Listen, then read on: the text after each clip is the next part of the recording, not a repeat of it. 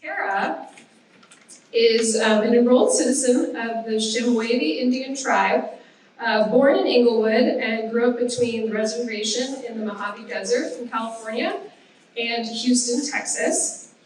And she's really interested in foregrounding her female Native American perspective in representing the modernity of indigenous culture. She's one of the most exciting voices in photography today, and she's had her work shown in really major exhibitions at the Metropolitan Museum of Art, the Museum of Modern Art, the Denver Art Museum, and the National Gallery of Art, just to name a few. And she also has a super exciting solo show of her work that's going to open at the Hood Museum at Dartmouth and travel the US and Europe, and also have a monograph with Radius Books, who makes very, very beautiful books. So congratulations on that. So we're really thrilled to show your work here in San Diego, and please everyone join me in welcoming Cara.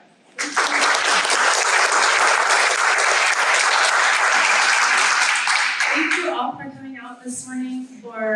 This is the first time that I've gotten to see the show up as well, and I just wanted to acknowledge that I'm a visitor. I am a California Native person, but I'm a visitor also on Kumeyaay lands, and I look forward over the next month to building relationship with the local Native folks. I really wanted to put together a show for people in San Diego that may not be familiar with contemporary Native artwork, with contemporary Native photography, and also with contemporary Native issues in California, as we speak about them in academic and scholarly and just kind of like amongst ourselves issues. So this show is broken up into 3 themes that I felt like if I could grab all of you and bring you in a room of California Native art might impart a little bit about how we feel about landscape, our contemporary issues of Indigenous women and California, and then Indigenous futurism, a really important emerging genre within our own arts movement. So I'm going to kind of start over here, and I'm not sure if it's okay to kind of walk around, but as you come into the room, this section over here is within the theme of Native California, and there is a short explanation of the idea of this. I wanted to bring together a love for the landscape and also a shared cultural pathway that expands all of Southern California Native peoples, and this is bird singing, right? And so bird singing, they're traditional songs of the land where the Native people for thousands of years here in California sing about everything beautiful in the landscape, the birds, the ants emerging in the spring, the beautiful trees, the San Bernardino Mountains, the snow on top of the mountains. When you get to those mountains, how you can see great ocean women rising up off of the shores of Los Angeles and San Diego, and all of these beautiful acknowledgments of California cultural landscape and the people that have been here for thousands of years observing the landscape sing about them in these songs. And this features 4 boys from our reservation. They're enrolled citizens of the Chemehuevi Indian tribe, but they also have intertribal ancestry, right, which is really common in contemporary Native America, that they represent one tribe but also many tribes, and this is something I felt I could share with the Kumeyaay, and when people come in here they can have a little bit of understanding about the beautiful bird singing. Technically, for the photographers in the room, this is taken with a long lens from the next hilltop over on a tripod at sunset. And so these are silhouettes of the boys frozen on the next hilltop, approximating what it looks like when they dance. When the boys dance, they crouch down and they have the sound of the board. And anyways, it's called puha, and in this way it means the path. And essentially it's very important for us to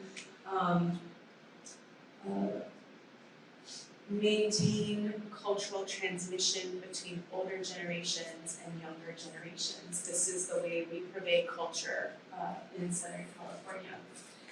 This piece was done in 2018.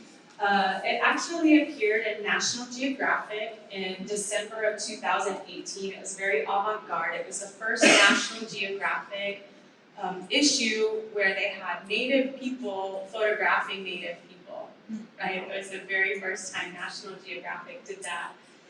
This is taken outside of a really well-known iconic sign and location in northern New Mexico. It features intertribal folks. But I wanted to include this one in the show here because another commonality all through the Southwest is this character of Coyote. This is called Coyote Tales #1. And Coyote is our fabled trickster in the Southwest, specifically in California. Coyote shows up in our creation stories always when he's about to make a mistake, right? So we live vicariously through Coyote, and he's showing up in front of the bar, painting the town red, so we kind of know, like, oh, Coyote's here. You know, this is gonna be a night to remember. And at the same time, the women in the photograph look very much in control. It has a lot of sense of humor, it has a lot of storytelling. Technically, this was taken with a movie set style of lighting known as a blimp light or a balloon light. And I was really looking at cinematography and asking some of my friends in that industry, how are you getting this really soft light that looks like moonlight at night? And so it's kind of this inflatable light. I rented it from a construction company, and it's this inflatable light that kind of gives this more soft glow all throughout the image, and it's a slower shutter speed so that the neon signs are burning in, and that's how that was done, exposure-wise. This piece over here is called Hueshoyo, and Hueshoyo is a descendant of Tongva Nation, sometimes known as Quiche or the Gabrielino of Los Angeles. They are the original caretakers of Tobangar, which is presently known Los Angeles. They do not have their federal recognition, which is very common for tribes along the coast of California. There were 18 tribes whose treaties were never ratified. So if you wonder why places like LA, San Francisco, this is a really common story where the native people were, San Diego, they were pushed out or pushed inland or pushed further away, given reservations not on their traditional homelands, and many of them did not receive federal recognition. This was done in 2020 and 2021 during the pandemic with a grant for making public art and bringing critical awareness to indigenous issues in Los Angeles. As a billboard takeover with the Indian Collective, where we bought advertisement space in the Los Angeles area and brought awareness to the issues of the Tongva people. The entire project was called Tongva Land.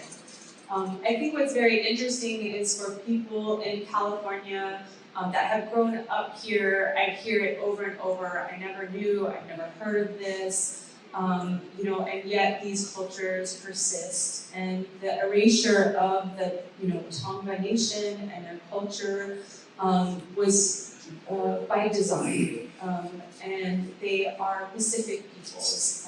This is their giant keyhole limpet that they wear as part of their traditional regalia. They are abalone collectors, which is what the basket represents, as it's a way to collect abalone, and they're fisher peoples, so the net. Technically, this was taken with the technique of free diving in a swimming pool in Long Beach, where we float down together, free diving, and there are lights coming from outside of the pool on stands.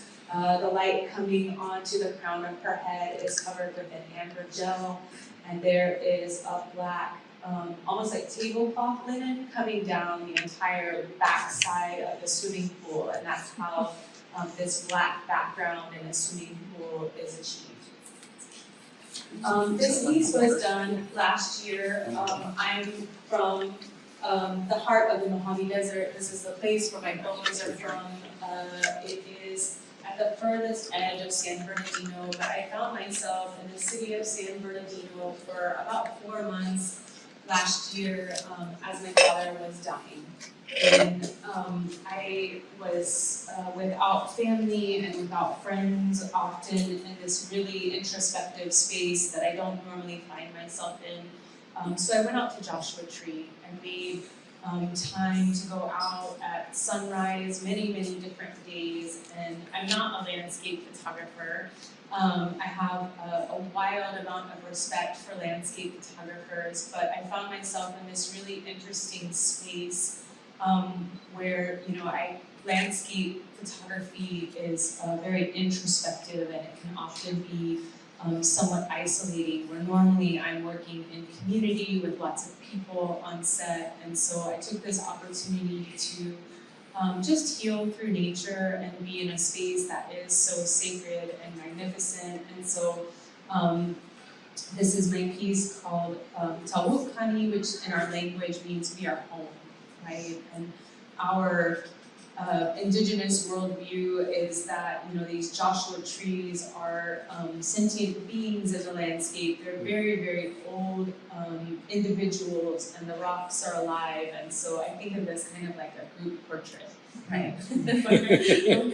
where everybody is posing for the camera, and I find these Joshua tree forests just magnificent. As far as landscape photography, it is natural light, and I really went with the higher contrast because I just really loved the shapes of the landscape in this particular piece. Moving on to oil and gold.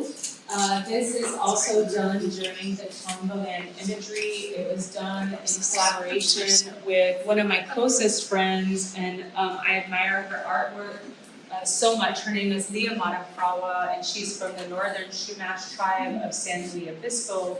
She is one of the most celebrated regalia makers in all of the coast of California, and she makes this incredible regalia and collaborates with me. Not only does she collaborate with me, but her daughter Naomi on the right also has been a great collaborator, as well as my daughter. Cricket Tiger has been an amazing collaborator.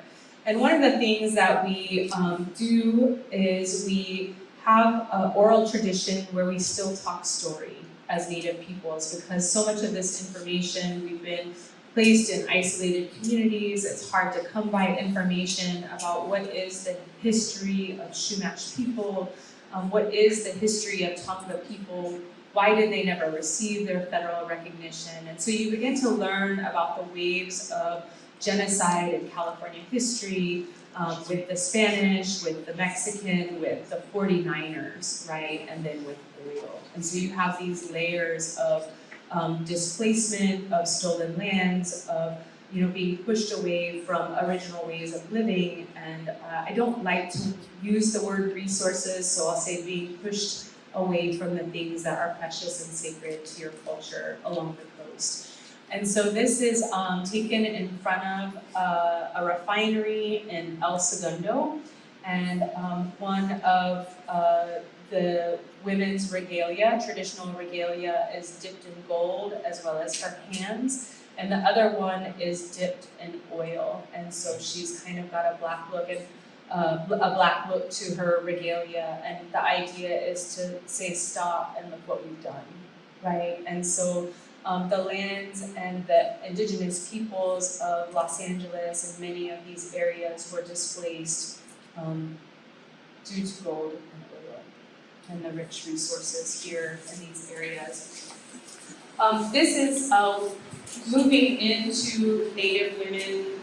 Women taking a strong central role in my imagery is something that I guess I'm known for, but it's also something that's autobiographical. It's something that happens as photographers. We tell autobiography in collaboration with other people's stories. And so this idea of strong Native women, it does so much counter photography from outside culture of Native women.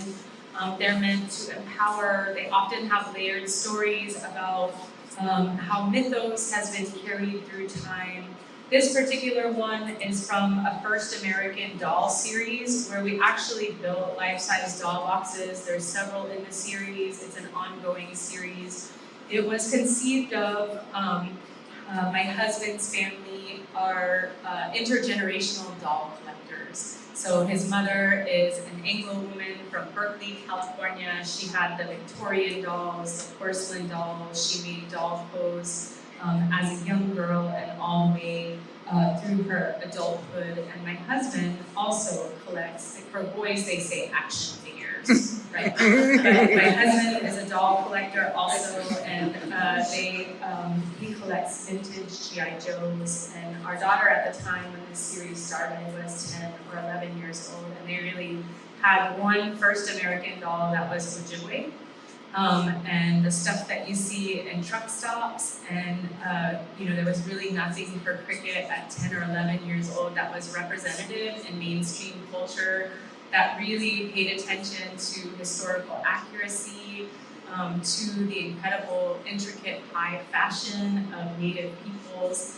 And so this idea of regalia, the specificity of regalia in all of these images, we kind of created a diorama so that people could see the incredible amount of work and community and intergenerational knowledge comes along with the making of the regalia. And so it's important that we get it right, and it's important that people can see through the fashion and regalia of people the visibility of our diversity. And more importantly, regalia is also connected to bioregion and ecosystem. All of the precious items for each tribe from each region are incorporated into the regalia and reflect the health of the people and the people as part of the ecosystem. So inseparable from landscape is also the regalia of Native people across the United States. There is a moratorium on abalone. So you can see that her skirt is covered in hand-carved abalone shells. They are not allowed to gather abalone anymore because of climate change, because of the sea urchin killing all of the abalone diving. There's a moratorium on it along the coast. And so you can kind of see this interconnectedness of these traditional arts, sometimes known as traditional ecological knowledge of Native peoples, that are like the miner's canaries of the environment. And so if you cannot collect abalone, it's indicative of climate change, it's indicative of a sick environment. And so Native peoples are really looking in California for how to circumvent their saving abalone. They're no longer making abalone jewelry for outside of community because of these issues. The Bristol pine cones up on the pedestal are the center of a cultural universe for Central Coast peoples. They eat them. She's decorated with pine nuts around her necklaces. Right here are made of pine nuts. These are olivella shells found all along the coast. Hand-carved clam shells that you can still see in many of the museums around California. And then like an action figure or a doll, all of her important cultural accoutrement for a contemporary Native woman. So this is a basket hat that she can change into a mallard duck belt, a winnowing basket, a clapper stick, and tule, another. And then we found this wallpaper. This is a contemporary pine cone design, right? So you'll see it on modern street couture, and you can see that positive, negative reflected in the pine cones, and that's where this comes from, is like a great honoring and respect of the pine nuts. This one is called Ka. Ka is a contemporary ceramicist. She is painted in clay. If you came to my talk the other night, you saw a different version from the same set. It was an incredibly beautiful shoot that we had. She does not have the pottery design superimposed on her, but instead, for this one, I really looked at color and used kind of a cross process that you might see more commonly in the 60s or 70s, where these gray shadows have been pushed into magenta and blue, and still with the same technique of capturing her at 1/8,000th of a second. One of the things that we have in common throughout the Southwest is a female deity of the clay. So clay woman is what you'll find reference to in a lot of ethnographic studies and research, and it's this idea that clay woman is found the world round. Clay woman is soft and inviting, but when you go to fire her, no man or woman can ever master her. And so in this way, I thought it was a great metaphor for just being a woman, and also showing how Ka carries that mythos through thousands of years and is a contemporary clay artist. This piece is called Hermosa. This was a really special time that I was able to work with my daughter in the pandemic. I think, working in community for me has been so important. And I think those of us that work in community or with other people during the pandemic had a great reckoning. And there was a time where I was not making art, and I was like, I can't get together with people. And finally it dawned on me that I could make work within my pod. And so we actually left Santa Fe during the Tongvaland project, which was a problem solving, how am I going to make work when I can't travel back and forth from New Mexico to California. And so I looked at my family and I was like, the rental prices are way down. Do you guys want to go live on the beach for 3 months? And they were like, yeah, I think we actually can do that, because the kids were in online school back in New Mexico. And I looked at my daughter, and I looked at my best friend Mia, and I said, I'd really like to make some really special work with my daughter.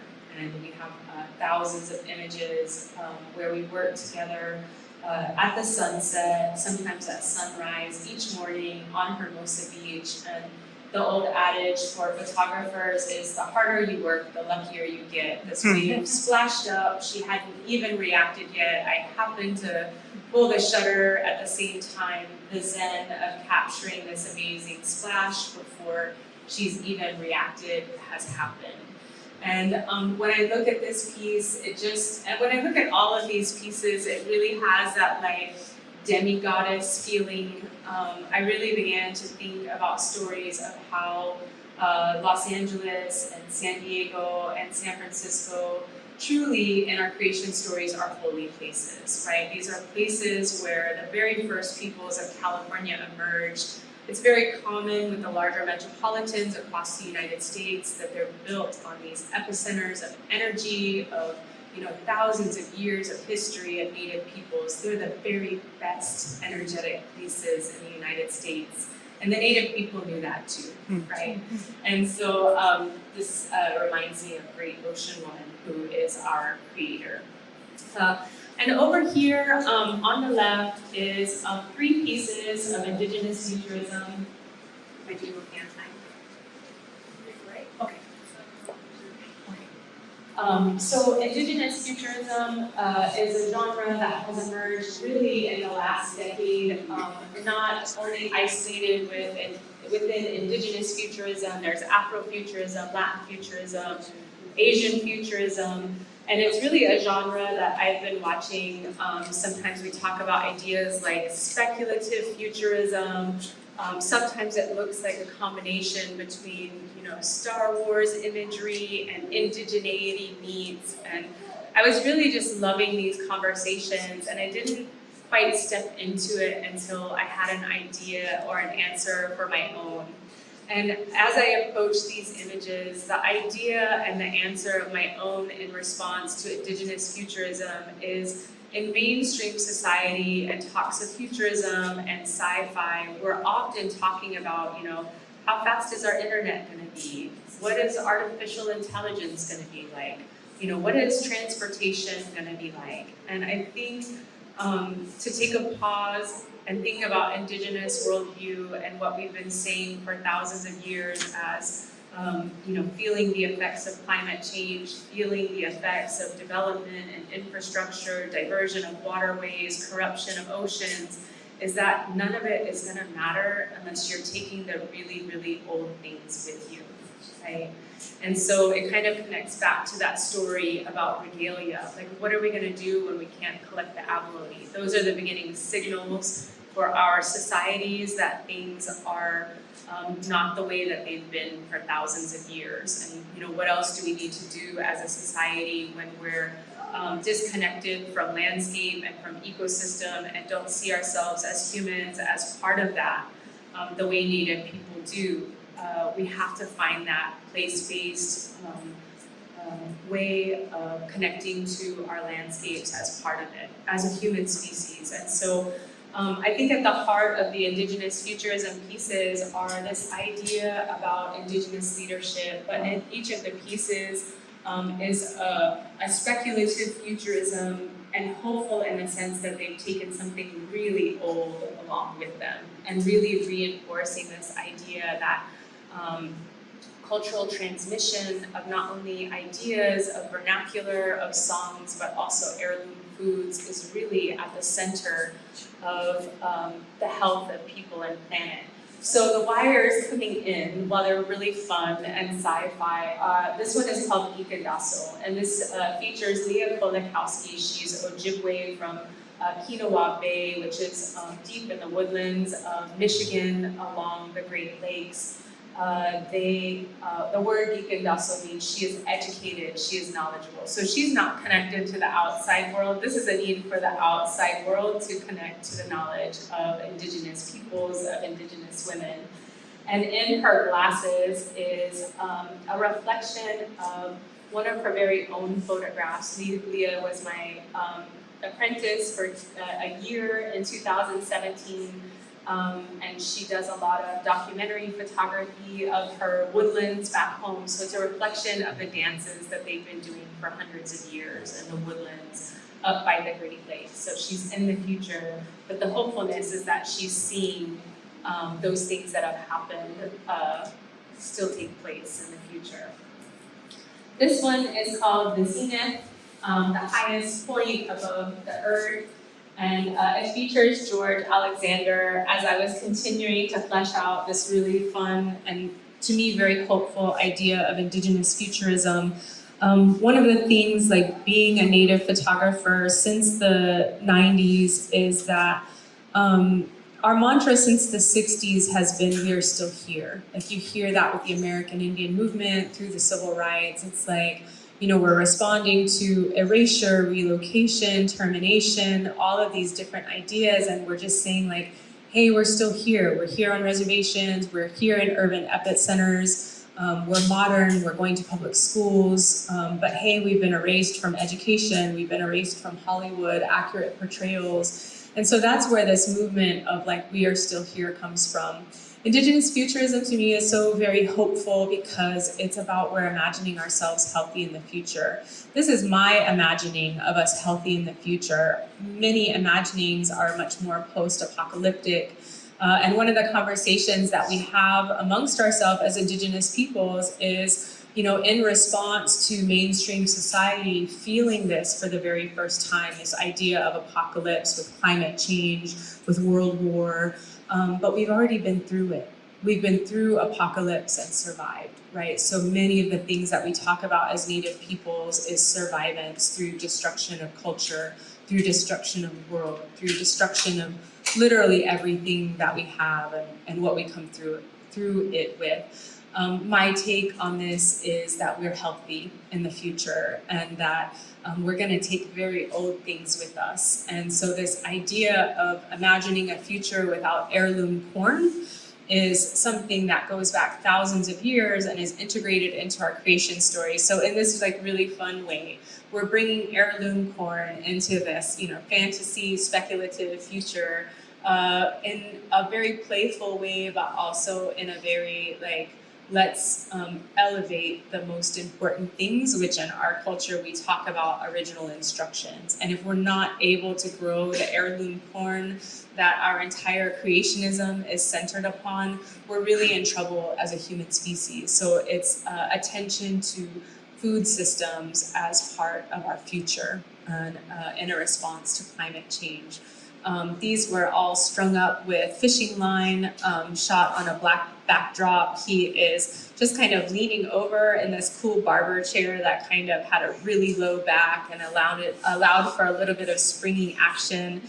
We put black underneath the hood of his high elevation helmet and kind of even tied up this tube. It actually ends right there, but we tied up this tube to kind of give this floating weightless effect. And it was kind of fun. You know, the first time I tried this piece, we don't talk about failure a lot, but technically it kind of failed because we just strung the corn up and it was all vertical. And when I looked at the images, I was like, that looks really weird, you know? And so I was like, no, we need to spend the time hanging them up, you know, floating around and in different directions, so it looks really, really weightless. And then finally, we have Three Sisters. Three Sisters is another reference to traditional ecological knowledge, sometimes known as indigenous science. It's the indigenous science gardens where you grow corn, beans, and squash together, and the symbiotic relationship between the three. The beans cover the ground and provide shade and nitrogen for the stalks of corn to grow up, to which the squash can wrap around the corn stalks. And this is something that Native people across America figured out a really long time ago. And so emphasizing the importance of indigenous science as extremely sophisticated science based in empirical knowledge of the environment and ecosystem.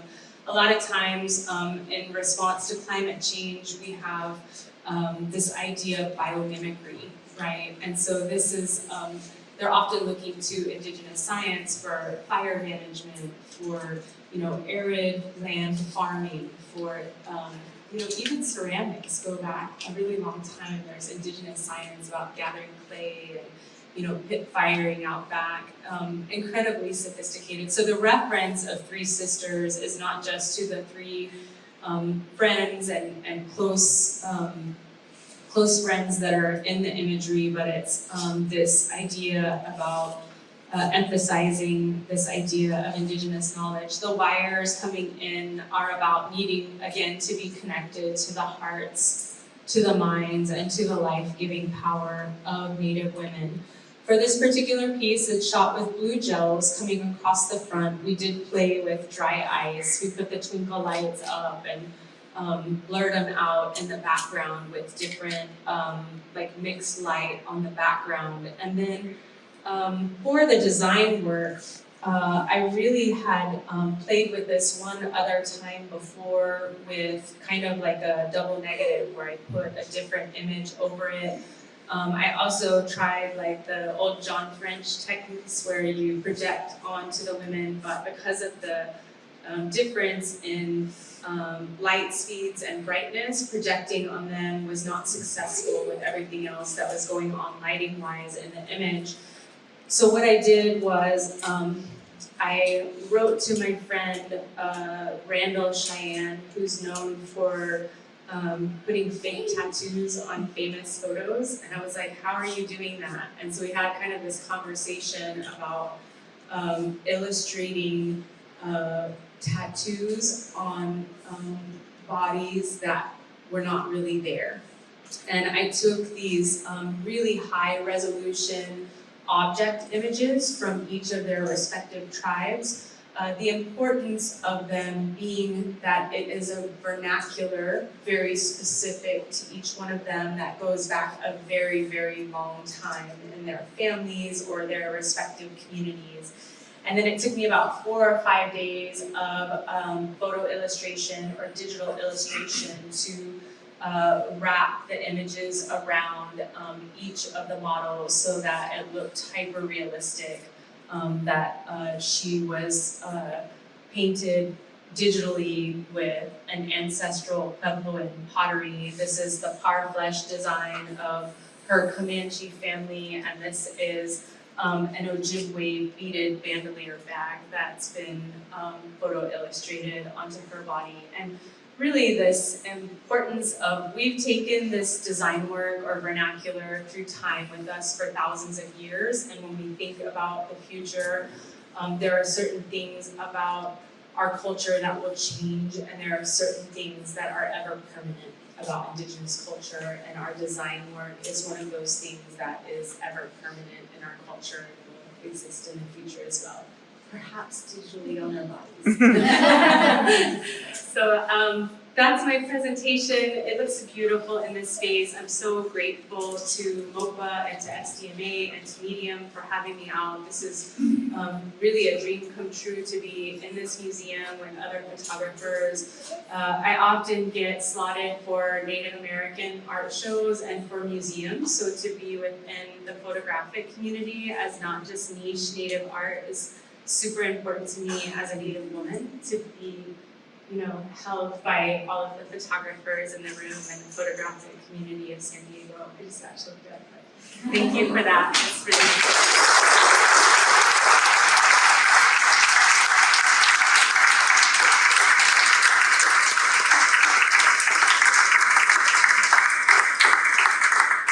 and I think we have time to open it up to Q&A, but I'll let Cara interject if that seems timely. I'm not. Okay, 20 minutes. You're more than welcome to just wander around and look around and listen in the background, but if anybody has any technical questions or, I always invite a safe space as well. If there's any difficult questions, please feel brave to ask a cultural question as well. I'll gently tell you if it's inappropriate, but if it's not, I'll answer it. So if there's anything that I can help folks understand about our community, I'm happy to do so. You printed all these, right? So I print all of my own works. I have 2 printers in my studio right now. One is an aging Epson 9900. I don't even know how it still works. Her name is Mercedes. She is, her heads are clogging. I still replace the blade and cutter on it, but really some of these master files are dialed in with those specific profiles. About a year and a half ago, I bought the Canon 4400, I think is what it's called, that all of my friends were raving about. It is a really great machine. It's much more user-friendly and intuitive, but I'm honestly not quite used to the color yet. The color jumps drastically compared to the Epson, and none of the profiles work. So I'm hanging on to this one for all of my master files so I don't have to redial them into the new printer, which might take me days and days. I use Epson Legacy Platine. It's a thick paper at 310 GSM. I don't even know what that means, but it's thick and it's got that cotton rag background. I love the surface of it because it reminds me of darkroom paper, where it's kind of got that glossy and fiber feeling at the same time. All of these are mounted onto aluminum die bond, so the paper is mounted onto the die bond and then they're trimmed flush.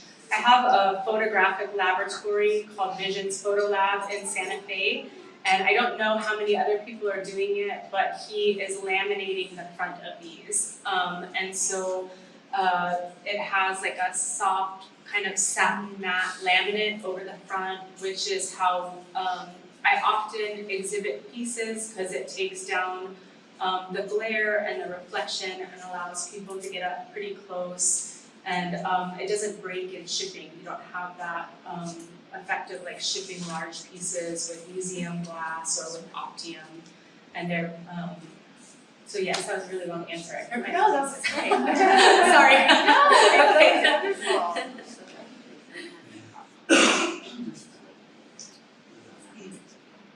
Yes. Right, so you've gone through 3 themes. It felt chronological. I don't know if that was intentional, as though these were maybe several years ago, and this is what you've been doing most recently. Would that be right? That's true, yeah. I mean, it's not an exact linear chronological, but I still go back to California and make new work. Some of that work is not in this show, but the indigenous futurism was some of my more recent work. That piece behind you was actually after these, so a little bit, yeah, but this is kind of a newer body of work.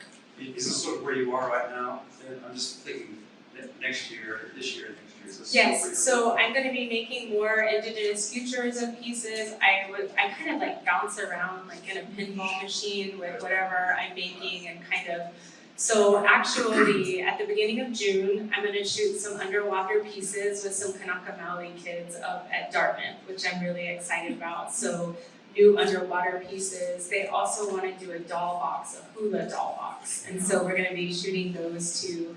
I will come back down to the California desert at the end of June, getting ready for that big hood show and the catalog, like kind of fleshing out some of the series so they're very substantial when January comes around. I have room for about 4 more indigenous futurism pieces, and my main goal is having them all done by November. So I'll be working really hard and really fast this year. Good luck. Yeah, thank you. Thank you. As far as like what's a little bit further down the road, I've really been talking to a lot of friends that are more research based. It's not something that I've ever tried, but I'm hoping after the big show is over to kind of retreat back in and do some research based work and respond to some archives. Sorry, what was your question? You mentioned that your work is usually within spaces that are Native American focused. Aside from those spaces, where do you find your work being most well received? Where with who?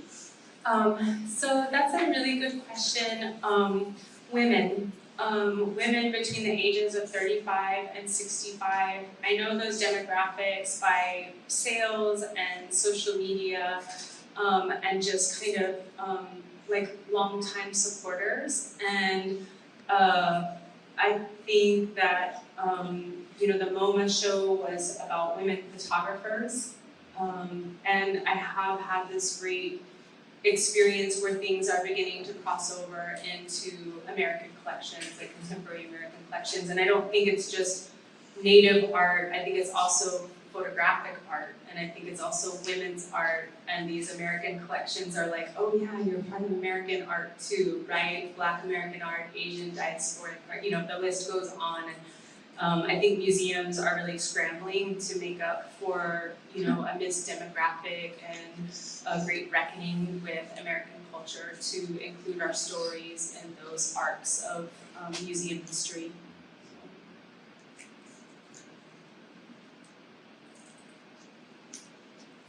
Yes?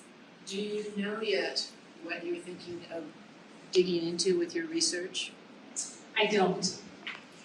I think that it's a great wide open world that I've never dug into. I know that I know it when I see it, when I when I do get into other archives and the ability to look at iconic imagery and things like that. But I think probably more Native history or history of erasure during times that may sit in archives that might not have been anything that another scholar would explore. I was recently in the Huntington Library and I saw an image of Native American gold miners on a photographer that was something that I had never seen before. And then the very next image was the white gold miners had asked all of the Native Americans to get out of the picture, right? And so, but I had in my life never seen Native miners. So.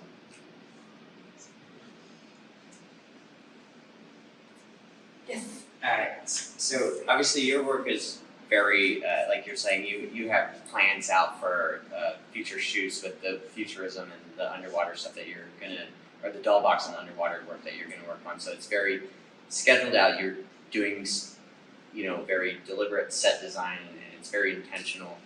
I'm wondering, do you ever just carry a camera randomly anymore, or is that in your life anymore? So I think that that's a great question. The answer is not as much as I should. And I think that so much of the staged and theatrical stuff was really a response to becoming a mom.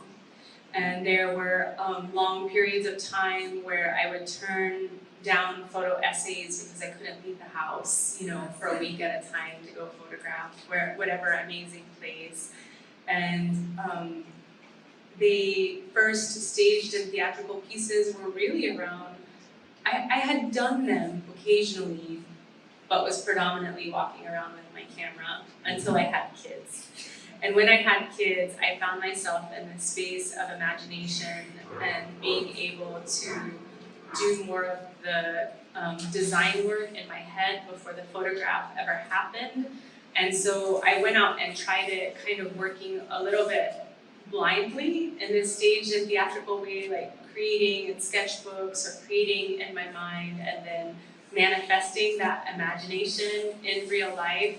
And the audience feedback was so much more than I had ever experienced, where I felt like, oh my gosh, I'm onto something. The more I think about it, the better it is, right? And so it kind of became, I will say this, you can plan for as much as you want, but there's like a whole lot of improvisation and jazz that happens on set. And I have also learned not to get so attached to something that's in my mind that you're not playful and just walking around with the camera while you're there, because you might miss the art that wants to happen. And so you really have to go back to that event photography mindset where you're like, move around, try something different, because you can really just get like stuck there, like, okay, that looks good, okay, that looks good, Sure. And so I had to like remind myself to be like a fluid photographer and to move around and, to try different angles.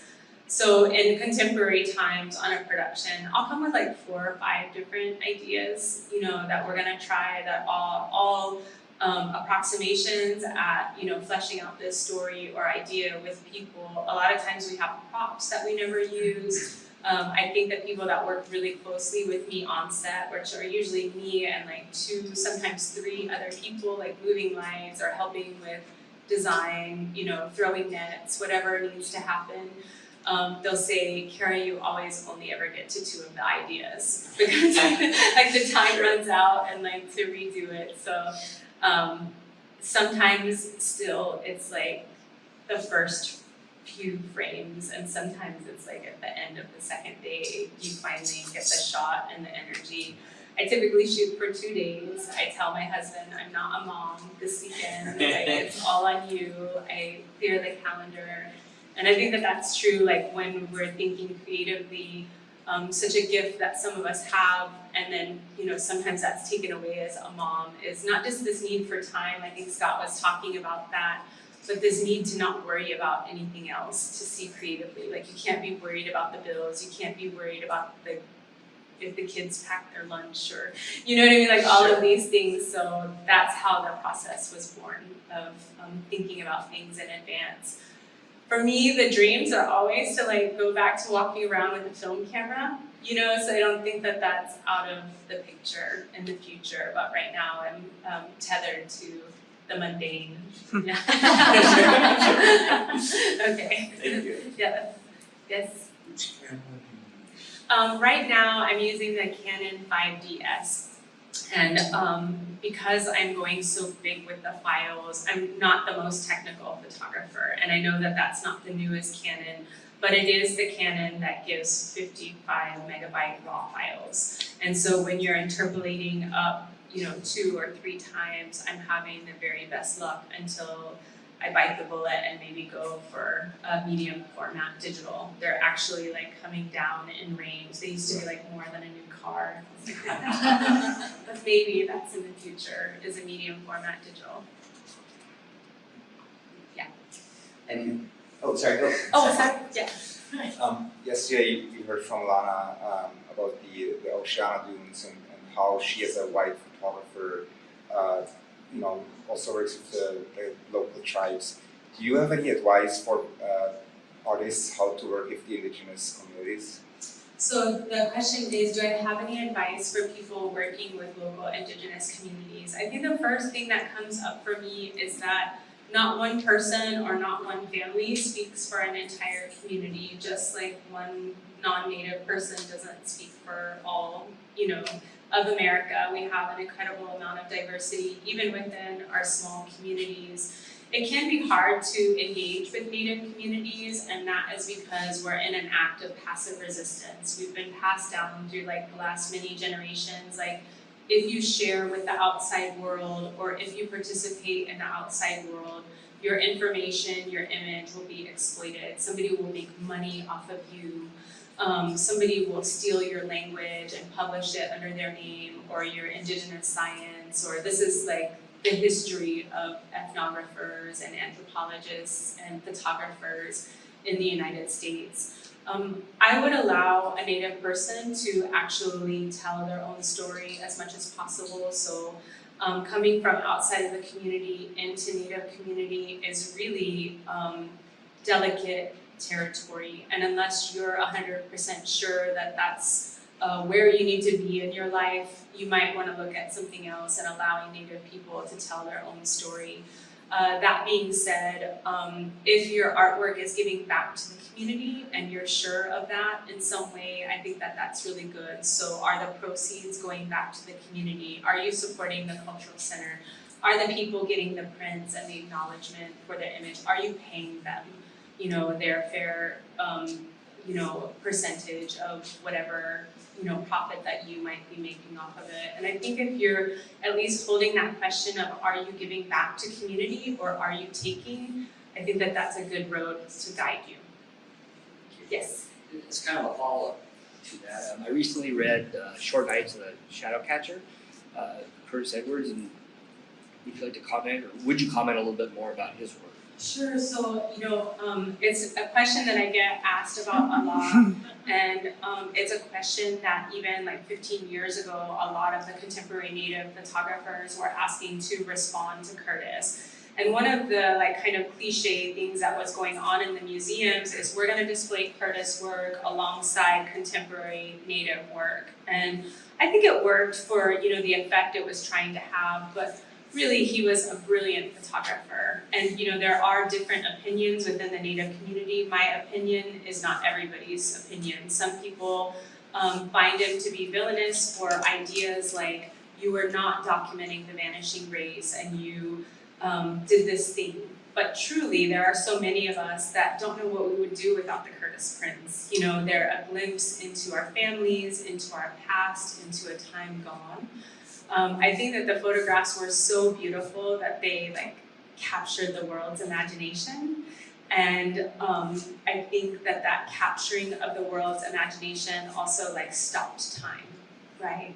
And it stopped time, and then there was erasure, and then there was nobody telling their own stories. And so then fixed in the American mind is that Native Americans only look like they did 100 years ago. And if you don't look like that, then what are you? And so you think about that psychology to young Native people, that you're only good enough if you live like those mystic Native people from 100 years ago. Your Chuck Taylors are not good enough, your Levi's are not good enough, your regular day self is not the American Indian or the Native American that the world values, And so it has these deep psychological effects that we think of. I don't think that was Curtis's fault. He was a man of his time, making incredible imagery with incredible lighting.